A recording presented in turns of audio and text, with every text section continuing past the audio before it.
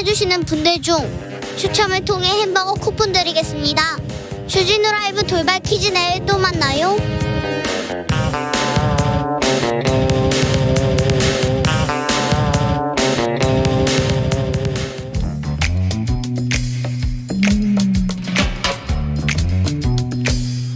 오늘의 정치권 상황 깔끔하게 정리해드립니다. 여당 크로스 최가박과 함께 최가박당. 여야 최고의 파트너입니다. 주진우 라이브 공식 여야 대변인 두 분 모셨습니다. 박성준 더불어민주당 의원 어서 오세요. 네, 안녕하세요. 최영두 국민의힘 의원 네, 어서 오세요. 안녕하십니까? 네. 네. 요새 어떤 일로 바쁘십니까, 최영두 의원님? 그렇게 또 물으니까 또 굉장히 바쁘기는 바쁜데 그렇게 실속이 없는 것 같습니다만 어쨌든 국가적인 현안들 지금 특히 이제 민주당이 갑자기 검수완박한다는 바람에 많이 바빠졌습니다. 이것저것 방송 출연도 해야 되고. 네.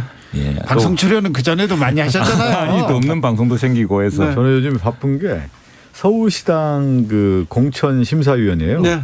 그래서 지금 기초단체장, 광역위원, 기초위원 네. 공천 심사하고 있는 중이고요. 그래요. 오늘은 그 한국은행 총재 후보자 인사청문회인데요. 제가 네. 기획재정위원회에 있어서 네. 청문회 하는 중에 나왔습니다. 지금 한국은행 총재 후보자 인사청문회인데 뭐 기사가 안 나오는데 오늘 쟁점은 뭐였습니까? 아니, 지금 우리나라 이제 한국 경제에서 가장 큰 이슈 중에 하나가 이제 물가 상승 요인이 워낙 강하다는 예. 거예요. 이제 미국도 물가 상승이 상당히 심하기 때문에 이제 금리를 올리는 추세이거든요. 네. 우리나라 같은 경우 물가 상승을 막기 위해서 금리를 올렸을 경우에 경제도 파장이 어떻게 됐냐. 네. 지금 가계부채 또 정부 부채도 상당히 심각한 수준에서 금리를 올렸을 경우 그것이 경기에 어떤 영향을 미칠 것인지에 대한 질의가 좀 이어졌고요. 또 하나 이거 하나는 좀 짚어야 될 것 같아요. 이렇게 이제 돈도 많이 불리고 물가 상승 요인이 많은데 또 원자재 가격도 상승하는데 그 와중에 지금 윤석열 당선인이 50조라는 추경을 편성해서 초기에 이제 집행했을 경우에 물가 상승에 또 어떻게 보면 이제 악순환의 고리가 될 가능성도 있기 때문에 그런 경우는 어떻게 하겠냐라고 하는 것이 주 질의 내용이었습니다. 정책 일변도였군요. 그렇죠. 정책 네. 일반도였고 아마 오늘 청문 보고서는 채택될 겁니다. 인사청문회 시즌으로 넘어갑니다. 다음 주부터 청문회 시작되죠? 네, 그렇습니다. 한덕수 국무총리 후보자부터 시작합니까? 월요일 화요일 잡혀 있고 저도 이제 총리 인준 청문회 청문위원이 되어서 네. 예, 그 준비를 하고 있습니다. 그리고 또 저 문체이니까 문체부 장관 후보자도 해야 되고. 네. 날카로운 질문 준비하고 계세요? 날카로운 준비해 주시고 국무총리로서 대한민국이 처한 위기와 이런 큰 도전에 대해서 극복할 자신이 있느냐라고 네. 엄하게 물을 작정입니다. 엄하게 자신 있느냐 이렇게. 네. 근데 우리나라에서 이제 전문성과 이제 도덕성을 검증하지 않습니까? 그 예. 중에 하나가 이제 재산 형성의 과정에 대한 것들이 이제 질의가 이루어지는데 그렇죠. 네. 우리나라 이제 공직자로서의 삶이라고 하는 것이 어떤 삶이냐. 그럼 한덕수 전 총리죠. 다시 또 총리 후보자가 됐는데 지금 보니까 재산이 꽤 많아요. 네, 근데 재산이 꽤 많은데 로펌의 이제 로펌의 고문이었나요? 고문 네, 역할을 하면서 고문료로 많이 고문료도 한 엄청나게 받았고 또 하나 뭐냐면 부인의 처가의 땅 특혜 의혹도 좀 불거져 나오고 있고 부인의 그림 고가 판매 의혹도 좀 불거져 나오고 있고 예. 또 한덕수 총리가 미국에 살 때 고액 월세 임차한 내용이 있는데 네. 그 내용까지 불거져 나오는데 지금 보면 한덕수 총리 후보자가 이 공직자 생활을 하면서 이 재산이 너무 많이 는 게 이게 규명이 좀 돼야 될 것 같습니다. 아무튼 뭐 왜 뭐냐면 재테크로만 설명하기에는 상당히 좀 어려운 점이 있어요. 그게 이제 저도 뭐 그 이야기 듣고 있는데 오늘 아침에 한덕수 후보자가 기자들한테 이렇게 답변을 한 게 있습니다. 그러니까 지금 뭐 땅이 많다. 땅 문제에 대해서는 이게 사실 2007년 총리 청문회 때 다 나온 이야기입니다. 그 당시에는 아마 우리 당에서 몇십 개 이렇게 비판을 하고 다 검증을 했을 텐데 문제없이 넘어간 대목입니다. 이 보면은 이 한 후보자가 이 세금이 모두 납부됐을 뿐 아니라 이게 1992년에 한 후보자 부인의 부친으로부터 상속된 겁니다. 그러니까 집안 끌대로면서 그 후보자 부인을 비롯한 자녀 5명이 13분의 2 또 부인의 모친 그 장모가 되겠죠. 13분의 3 이렇게 지분 나누는 과정에서 되었던 것이고 서울의 땅값이라는 게 뭐 특히 민주당 정부 할 때마다 많이 오르니까 그래가지고 저 매매 과정에서 다 차익은 다 이렇게 세금이 납부됐고요. 또 하나 뭐 단독주택 이것도 사실은 그 평생 1960년대 건축된 서울 강북의 단독주택을 89년에 매입했습니다. 네, 3억 원대. 예. 해당 주택을 10년간 임대한 후에 99년부터 다시 24년째 살고 있는데 평생 1주택, 그러니까 아파트가 아닌 1주택 하나를 지금 갖고 있습니다. 이게 대해서는 이제 이게 외국계 기업에게 임대가 되었다. 네. 그래서 무슨 외국계 기업과 무슨 유착하고 있는 게 아니냐 뭐 이런 이야기를 했는데 그건 관계 없습니다. 왜냐하면은 이 광화문 일대 저도 옛날 총리실 근무할 때 광화문 일대 있어봤지만 외국계 기업들이 그런 단독주택을 선호를 합니다. 그래서 사실은 누구한테 일부 부탁할 필요도 없이도 이 그 부동산 업계에서 이렇게 투표했습니다. 지금 우리 광화문에 보면 외국 기업들이 굉장히 많거든요. 그래서 실제로 후보자도 이제 해명하기를 임차인 선정과 계약 과정은 모두 중개업소에 일임했고 해당 회사 관계자와 개별적으로 접촉하는 만난 사실도 없다고 했습니다. 그리고 임대 수입은 투명하게 신고하고 세금을 납부했고요. 다만 이 부동산 업자의 권유에 따라 임차인의 제안을 수용했을 뿐이지 어떠한 부당한 이익도 취한 적이 없고 또 89년부터 99년 사이에는 상공부 중소기업국장, 최 의원님, 제가 청와대 경제비서관 직책이어서 외국이랑 관계도 없는데 사실은 아니. 근데 그걸 떠나서 이 아마 저 민주당 쪽에서도 광화문 쪽에 집이 있는 분들이 들어 있습니다. 보면은 이 외국 수요가 참 많습니다. 꼭 드려야 되는 게 보통 이제 공직자가 떠나서 보통 경제 영위를 하는 경우에는 돈을 벌려고 노력을 하죠. 그러면 다시 공직자로 돌아오면 안 돼요. 왜 그러면 이해충돌 요소가 너무 많아요. 지금 한 예로 지금 들은 거 보면 그리고 부인도 공직자의 부인 아니었습니까? 왜 그림을 효성그룹, 부영주택 이런 기업의 오너들한테 팝니까? 다 보면 명예회장한테 팔고 이런 거 보면 공직 생활을 다시 안 할까라고 생각한 것처럼 느껴진단 말이에요. 이런 거 보면 누가 그 자기 그림을 그것도 공직자였던 부인이 그 기업의 회장들한테 팝니까? 이거는 상당히 좀 그게 왜 드러나느냐 제가 하면은 공직자의 자세가 아니라는 거예요. 아니, 제가 근데 얘기는 그 얘기가 핵심이고 근데 이제 또 하나는 저도 좀 이야기 좀. 아니 제가 워낙 좀 길게 하셨으니까 그 처가 땅도 2007년도에 보면 그 사업 시행자가 그 당시 가격으로 볼 때 청계천 일대 2배 가격 샀다는 거 아니겠어요. 그러니까 다시 문제가 되는 거 아니겠습니까.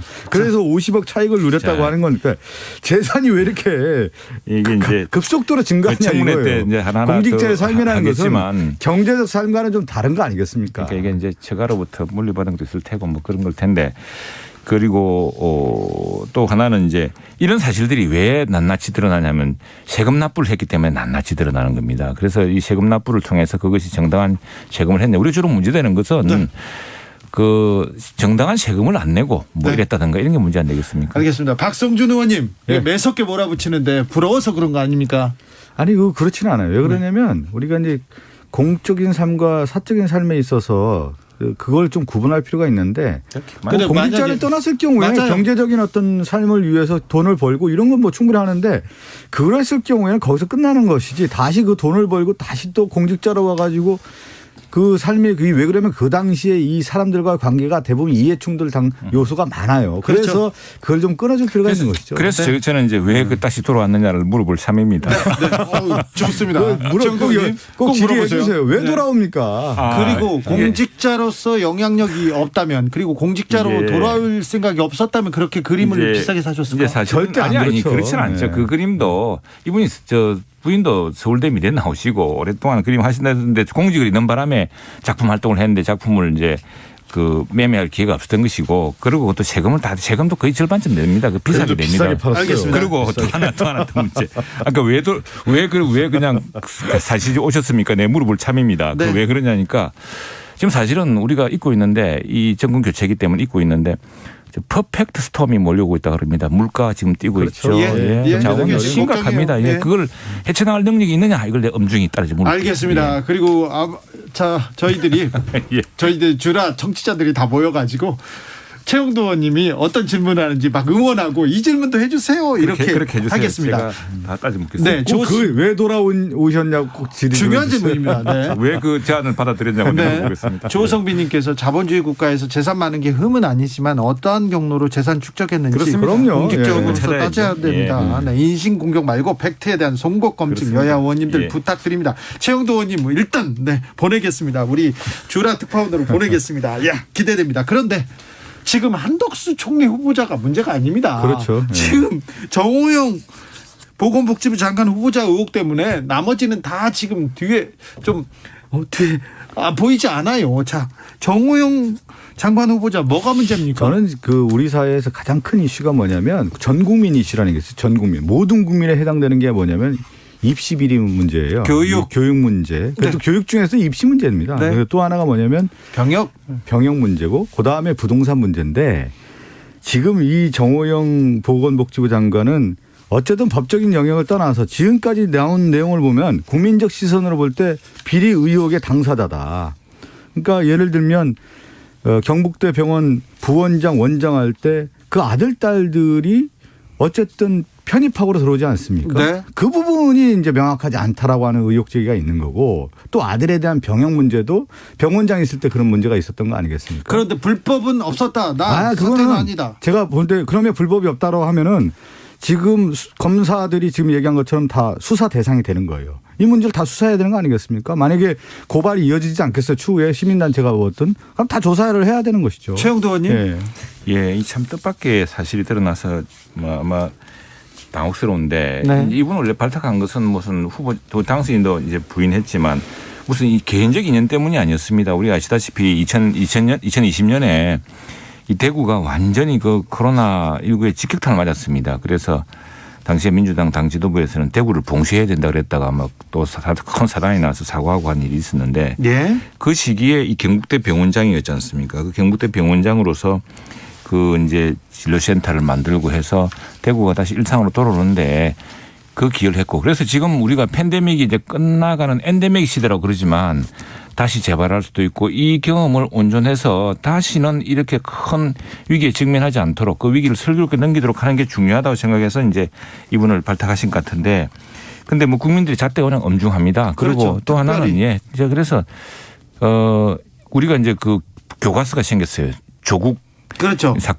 사태 때 쭉 이게 그래서 그 항목을 딱 체크 비교를 해보면은 조국의 잣대. 예, 적부한지가 이제 드러나겠죠. 청문회까지 한다 그랬고 청문회에서 나나식을 밝힐 수 있을 테니까 그렇고요. 또 하나는 이분이 이제 지금 결백을 주장하면서 교육부 조사 그리고 그 다 조사를 자체를 했습니다. 네. 그래서 그 다 진실은 다 밝혀질 거라고 생각합니다. 최영도 의원님. 네. 이 정도 의혹이 나왔으면 검찰이 수사해야 되는 거 아닙니까? 그 검찰이 수사를 막 하는 건 아니죠. 그런데 무슨 고발이 있거나 고발이 이제 이어질 것 같아요. 해야죠. 저는 보니까. 예, 그런데 이제 뭐냐면 가장 중요한 건 검찰이 뭐냐면 이런 걸 인지 수사할 수는 없죠. 당시 조국 사태 때도 아니, 그렇게 인지한 건 아닙니다. 저는 그 지난번 방송에도 최영도 의원님과 얘기할 때 지금 윤석열 당선인과 그 인수위에서 인선하지 않습니까? 그럼 네. 기준이 도대체 뭐냐예요. 그러면 능력이라고 하는 거와 또 공정성에 대한 부분을 계속 강조를 해왔는데 능력이 있느냐의 부분도 저는 문제가 있다라는 생각이 들어요. 지금 시대에 윤석열 당선인 연금 개혁이라든가 그런 얘기들 많이 하지 않았습니까? 네. 보건복지부와 관련된 개혁 작업들이 많고 해야 될 당사자가 누구냐에 대한 얘기들이 나오는데 거기에 맞지 않는 인사라고 하는 것이 있었고요. 또 하나가 뭐냐면 공정성에 대한 얘기도 또 있는 것 중에 하나가 지금 인선 기준에 보면은 대통령 당선인과 가까운 사람이에요. 학교를 같이 다녔다. 뭐 어렸을 때 친구였다든가. 40년 지기라든가. 아니 그게 아니라니까. 아니라고 또 얘기를 했는데 자꾸 그걸 그 기준이 좀 나와. 전문성도 대구가 없는. 살았던 그 코로나19 사태 뭐 굉장히 위급한 사태를 극복하는 현장에 있었다는 것이 발탁 제가 조금 사유였죠. 마무리를 하면 그러니까 그 측근 기용이 지금 계속 드러나고 있다는 거예요. 전문성이 없는. 그러니까 기준에 잣대가 없다. 그러니까 윤석열 당선인이 상식과 공정을 얘기했는데 지금 국민의 눈높이에 볼 때 상식에 맞지 않는 인사를 한 거 아니에요. 그리고 공정에 맞지 않는 인사를 했기 때문에 그래서 국민 정서에 부합하지 않는 인사라고 하는 부적절한 인사이기 때문에 지금 이렇게 뜨거운 겁니다. 그래서 다른 지금 후보자의 모든 이슈를 지금 정호영 후보자가 다 빨아들이는 거 아니겠어요. 이 하나의 잣대가 지금 윤석열 당선인이 앞으로의 국정 운영에 대한 방향을 결정하는 거기 때문에 어떻게 받아들일지 저는 좀 지켜보고 싶어요. 이 부분이 네. 또 노림수 아닐까요? 하나 다 해서 다른 분을 통과시킨다는 전략이에요? 네, 그것도 작전일 수 있잖아요. 그렇지는 않겠죠. 예. 네. 자, 다음 얘기로 넘어가겠습니다. 정의당에서는 일단 데스노트에 교육부 김인철, 법무부 한동훈, 보건복지부 정호영, 여성가족부 김현숙 네 사람의 이름을 올려놓았습니다. 네, 이번에도 정의당의 데스노트가 통할지는 뭐 지켜보겠습니다.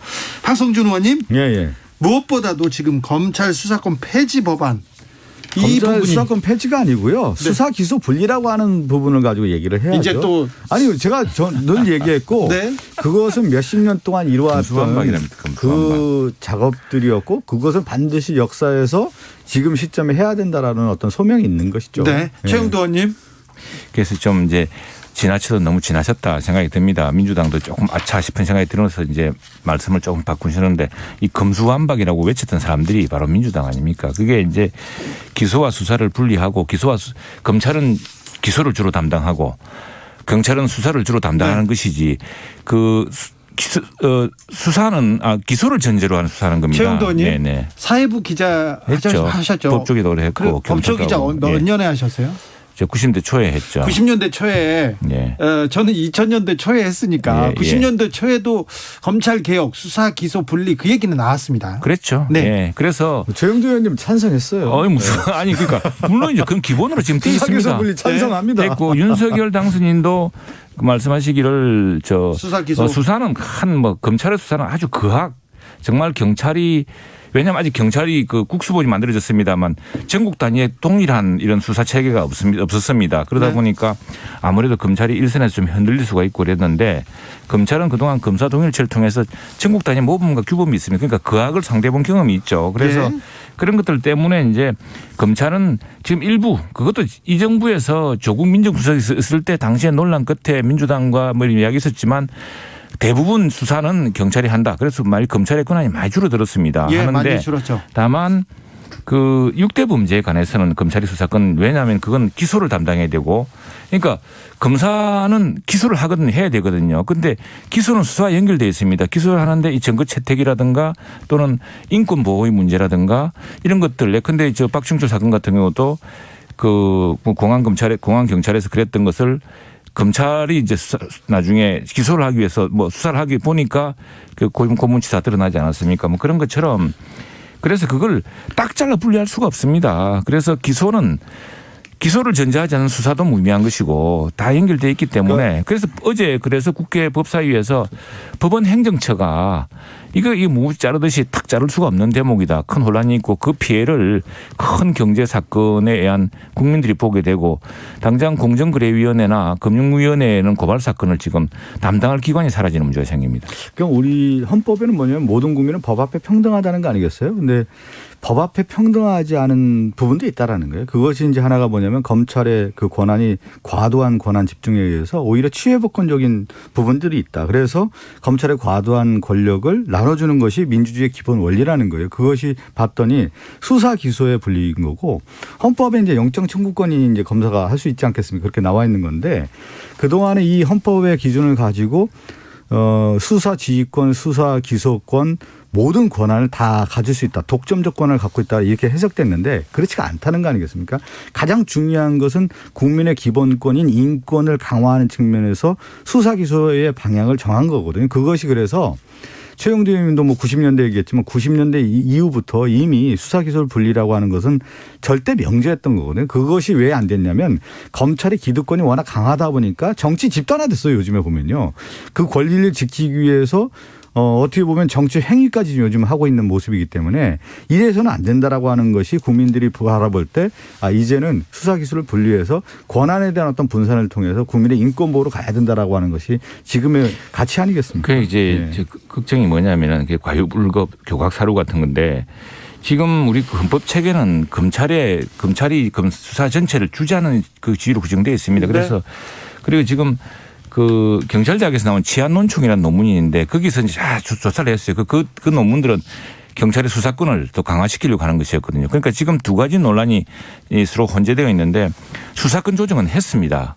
그리고 경찰의 수사권이 강화되었고 네. 검찰의 수사권은 제한되어 있고 그런데 기소와 수사를 완벽하게 분리한 나라는 없습니다. 왜냐하면 기소가 수사를 전제로 이루어지는 것이기 때문에 그런데 갑자기 왜 이걸 이렇게 해서 특히 공정위 사건이나 지금 금융위 사건 같은 경우는 수사할 기간이 없어지는 문제가 생기는데 이렇게 하느냐 그건 이제 다 아시다시피 지금 몇몇 검찰에서 하고 있는 핵심적인 사건을 갑자기 공중분해시키려고 하는 거 아니냐라는 게 의구심이 커지는 거죠. 않고요. 지금 뭐 이제 미국 얘기도 많이 하던데 미국도 보면 이제 수사기소 분리하고 그 검사들 같은 경우는 요즘 이제 자료가 계속 나오고 있더라고 보니까요. 저도 이제 보면은 우리 사회가 너무 이 검찰의 권력이 집중됐다라는 걸 그전에도 알았는데 더 확인하는 자리가 됐던 거고요. 수사관들이 없습니다. 미국의 검사 밑에는. 근데 우리나라는 검사들이 다 수사관을 두고 수사를 다 하고 있지 않습니까? 경찰 지원을 받고 하죠. 예. 그러니까 그런 것들이 이제 이제는 제도적으로 이제 분리를 해야 되는 거고요. 그런데 지금 미국 영화 보시면은 그러니까 견제받지 않는 권력이 있어서는 안 된다는 기본의 민주주의 원리에 그 대목인데 한마디만 다 그 대목에서 그래서 지금 일부는 경찰로 수사권을 다 주면은 그럼 경찰은 누가 않죠. 견제하느냐는 문제가 있고 또 하나 미국 검찰 자꾸 이야기하는데 미국 영화 보면은 DA가 나옵니다. 그 디스트릭트 어토니라고 그래가지고 수사받을 단계 경찰이 수사하는 단계에서 모두 검사를 의식해서 DA한테 보고했느냐 DA랑 뭐 이야기 협의했느냐 이 이야기가 나오거든요. 그래서 그게 우리 현실이 미국과 다르다. 미국이 그 지금 민주당이 주장하듯이 그렇지 않다 이 말씀입니다. 검찰 얘기는 여기까지 하고요. 지방선거로 가보겠습니다. 이거 좀 많아서요. 물어볼게요. 네. 자, 민주당 서울 어떻게 합니까? 지금 아직 결론은 안 난 것 같고요. 아직도 안 났습니까? 네, 결론 이제 서울을 이제 전략 선거구로 했는데 그만큼 우리 선거가 이제 두 가지 해석이 가능한 것 같아요. 어렵다라고 하는 전제가 있는 거고, 그래서 좋은 후보를 찾아야 된다라고 하는 부분이 있는 건데 이 두 가지를 만족시킬 수 있는 후보를 아직 못 찾고 있는 것은 분명한 것 같습니다. 그렇지만 상황은 좀 괜찮아지는 상황으로 가는 것 같아요. 뭐냐면 상황이 나아진다고요? 어떤 면에서 지금 그 얘기를 하냐면 서울의 안에 보면 정당 지도가 있는데 조금 좋아졌어요. 민주당의 정당 지도를 보면. 그 대선 즈음에의 정당 지지율을 국민의힘과 이 민주당을 비교해 보면 우리 민주당이 훨씬 뒤쳐졌는데 지금 이제 회복이 된 모습을 좀 갖고 있기 때문에 네. 그리고 지난해 4.7 보궐선거와 이번 대선에서 보면 차이가 많이 좁혀졌단 말이죠. 네. 그런 가운데 뭐가 있냐면 정당 지지율이 좀 많이 좁혀졌다라는 것은 그만큼 우리가 좋은 후보가 있다고 하면 한번 해볼 만하다. 좋은 후보가 있다면요. 네, 그래서 좋은 후보를 좀 찾고 있고요. 희망사항 결국은 아닙니까? 저는 결국 그거라고 봐요. 어떤 후보가 되든 현 시장과 내가 대결을 해서 이길 수 있다라는 자신감, 배짱. 그 사람이 결국은 나가서 돌파하는 것이다. 그러니까 후보를 만들어주는 것이 아니라 후보가 스스로 만들어서 이 어려운 형국을 타개할 수 있는 후보가 돼야 된다. 그런 후보가 나오면 저는 현 시장과 각을 세워서 충분히 경쟁해 볼 만하다고 봅니다. 예, 뭐 서울이 워낙 전통적으로 민주당이 강한 지역이고 해서 지금 우리가 민주당 정부의 지난 5년간의 실패 때문에 그 반사이익을 좀 보고 있습니다. 그래서 서울시장 선거는 서울은 역시 우리 대한민국의 수도인 만큼 그 정책 선거가 정말 과연 누가 더 이 국민들을 행복하게 할 것이냐, 이 집값 문제를 누가 잡을 것이냐, 그리고 우리 서울의 경쟁력을 누가 높일 것이냐 이런 문제를 종합적으로 시민들이 판단하겠죠. 여기 뭐 정당의 그 지지 뭐 이거 가지고만 결정이 안 되는 지금 정당 지지율보다 우리 오세훈 시장 지지율이 아마 더 높은 걸 계속 나오고 있습니다. 네. 제가 이제 지난해 4.7 보궐선거 이번 대선에서 가장 결정적 패배 요인을 보면 서울이거든요. 민주당이 재보궐에서 16% 지고요. 네, 네. 대선에서는 5% 졌습니다. 그렇게 졌는데 제가 알기로는 4.7 보궐선거에서 18%가 19% 차이 났습니다. 16% 아닌가요? 더 차이 났습니다. 근데 서울 인구 한 950만인데 서초, 강남, 송파가 인구 한 160만 정도 돼요. 근데 이 서초, 강남, 송파의 그 표 결집도가 워낙 높기 때문에 이 세 지역에서 지면은 실질적으로 선거가 되게 어려운 구도가 됐다라는 거예요. 근데 이 구도가 뭐냐면 부동산 이슈예요. 그래서 지금 민주당의 차기 후보가 이 부동산 이슈를 끌고 갈 수 있는 후보가 나온다고 하면은 한번 할 수 있다. 그렇게 좀 생각합니다. 네. 예. 서울에서 선전하지 않으면 다른 어렵죠. 지역도 네. 어렵습니다. 뭐 네. 경기도니 인천이니 다 이게 맞물려 가는데요. 근데 국민의힘 경기도는 어떻게 돼갑니까? 오늘 우리 누구죠? 두 후보가 김은혜, 유승민 두 후보가 연합뉴스 TV에서 토론하는 걸 제가 오해 좀 봤습니다. 네. 아주 뭐 진지한 토론이었고 아주 흥행 측면에서는 굉장히 좀 불붙었다 생각이 듭니다. 그리고 국민들이 볼 때는 이 젊은 아마 되면 경기도 최초의 여성 도지사 아닐까요? 우리나라 도지사 중에 여지사가 없었죠. 아, 지금 김은혜 도 의원이 있고 될 것이냐? 아니면은 기정사실화하는데. 아니 지금 굉장히 흥미로운 요소다 이거죠. 다음에 우리 참 KDI 출신의 정책 통의자 네. 우리 당에서 원내대표도 하시고 또 대선 후보 경선 후보까지 하셨던 유승민 후보냐? 네. 뭐 굉장히 그 뜨거운 경쟁이 벌어지고 있고 국민들이 두 분이 토론하는데 그 모습도 굉장히 진지하고 보통 우리 경선에서도 보면 얼굴 찡그리고 좀 사나운 장면이 있었는데 이분들 그 토론은 굉장히 진지하고 또 어떻게 정책 보면 토론 내공도 있고. 화기애애하다 생각이 근데 이제 들었습니다. 좀 국민의힘을 이제 보는 관전평 중에 하나가 뭐냐면 대선 경선 과정에서 보면 홍준표, 윤석열 이 구도하에서 당심과 민심이 괴리되는 현상들이 있었거든요. 네. 결국은 당 조직의 힘에 의해서 윤석열 당시 경선 후보가 본선 후보가 되지 않았습니까? 민심은 홍준표 후보를 지지를 했는데 네. 저도 요게 조금 그 경기도지사 선거에서 이 문제가 계속 불거질 거라고 보는데 결국 이번에 관전 포인트는 당심이 다시 민심을 압도할 수 있겠느냐. 이게 이제 당심에는 제가 볼 때 지역위원장이나 모든 사람들이 지금 김은혜를 좀 후보를 돕고 있는 것 같아요. 지금 김은혜를 돕고 당심은 있는데. 김은혜, 의원을 돕고 민심은 있는데 유승민이라고 봐도 뭐 무방하다. 왜 그러냐면 민심이라고 하는 것은 뭐냐면 당내에서도 특히 이제 경기도지사 같은 경우 역대 후보들을 보면은요. 그 대통령 그러니까 복심에 있는 사람이 되는 게 아니라 오히려 개혁적인 사람들이 미래를 준비하는 후보가 되는 경향이 강했단 말이죠. 그래서 그 경우에는 유승민 후보가 그 이미지에 부합하는 건데 윤심이라고 하는 부분을 가지고 과연 그 민심을 압도할 수 있겠느냐라고 하는 것은 좀 봐야 되는 그렇죠. 그게 변수예요. 당심과 민심이 조금은 이제 온도 차이겠지만 그게 다르지 않습니다. 그리고 저는 이제 경남이니까 경남지사 그 내일 한다고 링크가 왔던 문자가 네네. 왔더라고요. 그래서 이번에 이제 전자투표도 합니다. 당원 전체 전자투표를 하는데 이 경기도지사 굉장히 당원이 많을 겁니다. 그래서 네. 그게 당협위원장이나 뭐 국회의원이나의 영향력보다는 네. 당원들의 판단 오늘 토론도 보고 정책도 보고 인물에 대한 생각도 최가박당 하고 최영도 박성준이었습니다. 두 분 감사합니다. 네, 감사합니다. 저는 6시 2부에 다시 오겠습니다.